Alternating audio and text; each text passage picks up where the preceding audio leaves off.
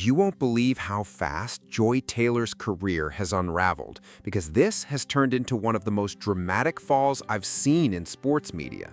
Watching someone who once carved out a major spot in a male-dominated industry end up in 2026 hosting a podcast that critics say pushes a completely different message is honestly tough to see.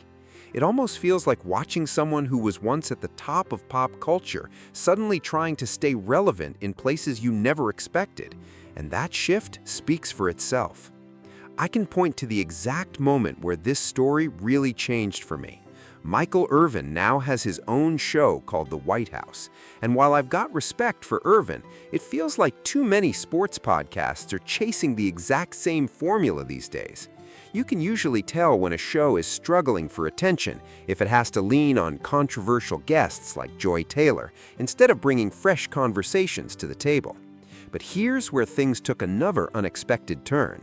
What she said during that appearance is what really got people talking. It's like JT, and expect every man you meet to be like JT.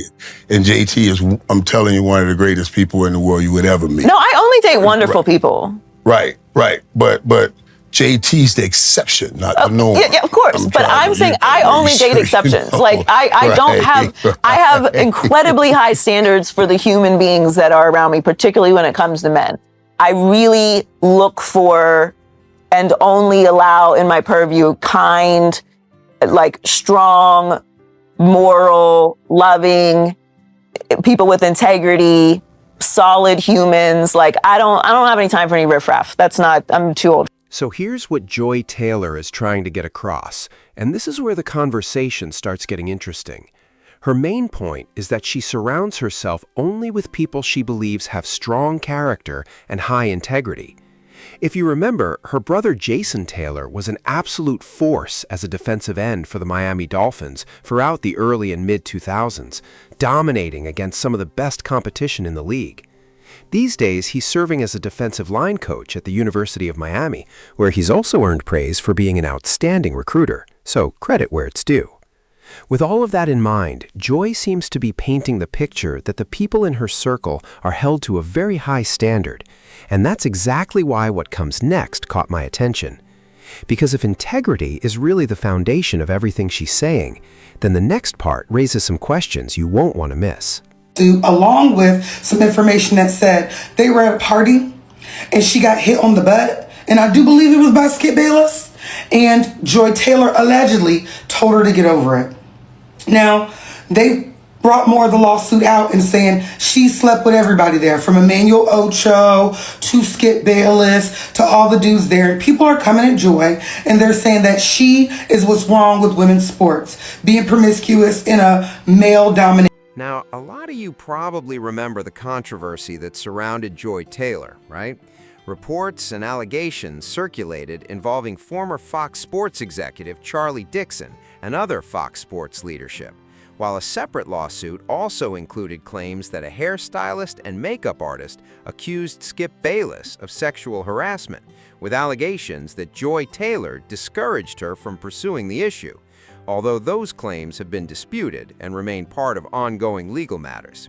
We still don't know exactly how everything played out behind the scenes, but what we can look at is where Joy's career stands today. As a solo commentator and podcast host, many viewers feel she hasn't found the same level of success she once had, and that's become part of the larger conversation. From the outside looking in, it seems like the momentum just hasn't been there, and critics argue that her independent projects haven't connected with audiences the way her television work did. Some people believe her earlier opportunities came from industry relationships or networking, while others point to the allegations that have circulated online. But it's important to separate speculation from proven facts. That's exactly why her comments about only surrounding herself with people of integrity have sparked so much debate, because critics immediately compare those statements to the controversies attached to her name. And when she talks about having strong, supportive men around her, plenty of people interpret those friendships in different ways.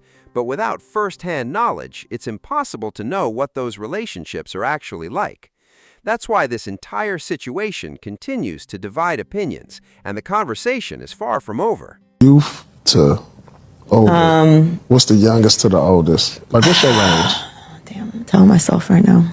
I would say right now, at my age right now. Yeah, I would not date younger than 25, 26.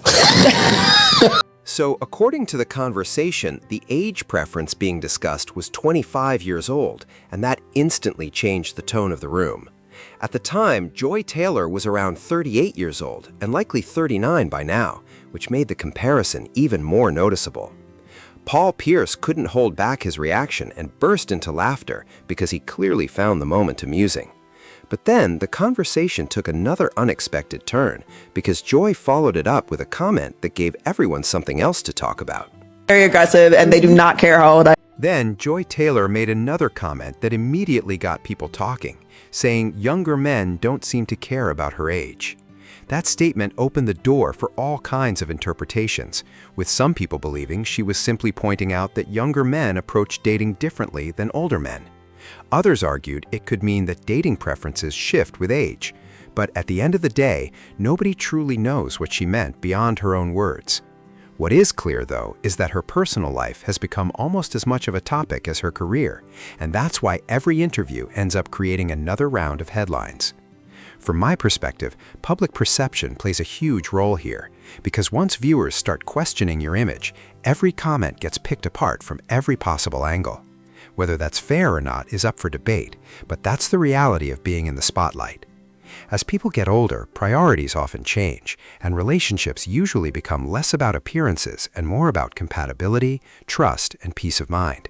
That's true for both men and women, even though everyone experiences it differently.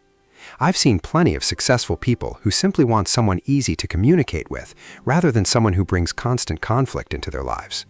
Personality, maturity, and emotional stability usually matter a lot more than people realize once they're looking for something meaningful. At the same time, nobody watching from the outside can really know what someone is like in a private relationship, so it's impossible to judge that based on interviews alone. That's why conversations like this always generate strong opinions, but opinions aren't the same thing as facts. And with Joy Taylor, every new appearance seems to add another chapter to an already polarizing public discussion.